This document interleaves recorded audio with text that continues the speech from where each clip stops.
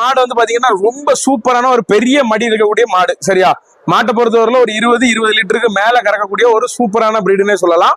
மாட்டை பொறுத்தவரை எல்லா விதமான தட்பவெப்பநிலையும் நல்லா தாங்கக்கூடிய பிரீட்ல ஒரு சூப்பரான பிரீடுன்னே சொல்லலாம். 2வது மாடு தான். மாட்டை பொறுத்தவரை உங்களுக்கு கொம்பு தலையை பார்த்தாலே அழகாவே தெரியும்.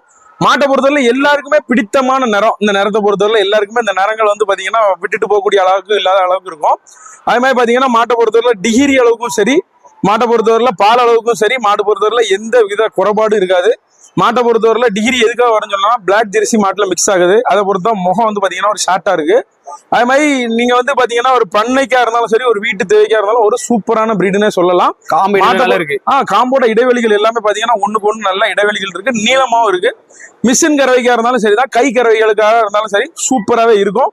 உங்க ஒரு பண்ணைக்கு தேர்ந்தெடுக்கிறதுல ஒரு சூப்பரான பிரீடுன்னே சொல்லலாம். பெரும்பாலும் கொஞ்சம் ரேரா தான் இப்படி பிரீடு கிடைக்கும்.